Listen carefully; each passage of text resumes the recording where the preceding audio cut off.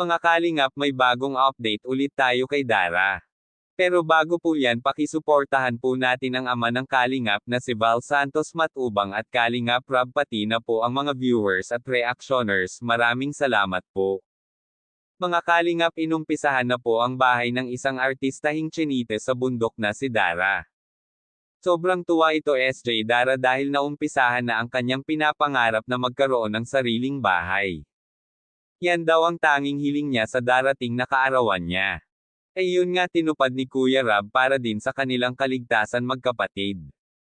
Nagpapasalamat din ang lola ni Dara dahil totoo na daw na pinagawaan na ni Kuya Rob ng bahay ang kanyang mga apo. Akala daw niya dati ay biro lamang ito ni Kuya Rob, kaya natawa na lamang ito si Kuya Rob sa kanya dahil sa sinabi niya. Kaya sub sa kanya ni Kuya Rob ay kung ano man ang pinanggako ito ni Kuya Rob kay Dara ay kanyang tuparin. Lalo na si Dara din daw ay isang scholar na ng Team Kalingap hanggat siya ay magtapos ng kanyang pag-aaral.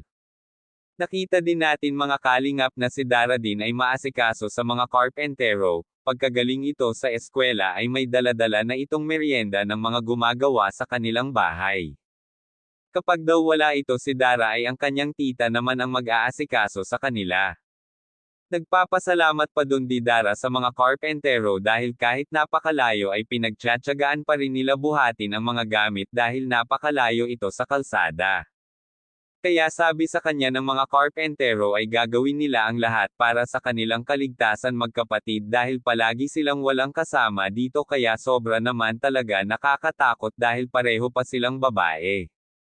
Nagpapasalamat din si Dara sa buong Team Kalingap at sa mga nag-sponsor na nagbigay ng financial para sa kanilang pang-araw-araw na pangangailangan at sa patuloy din na sumusuporta sa kanila dahil sa pagtupad nila sa kanyang pinapangarap, kaya sobra siyang excited na makita ang kanyang bahay. Kaya, hanggang dito na lang po at maraming salamat po. Kung bago lang po kayo sa channel ko, please like and subscribe my channel. Thank you for watching and God bless us all.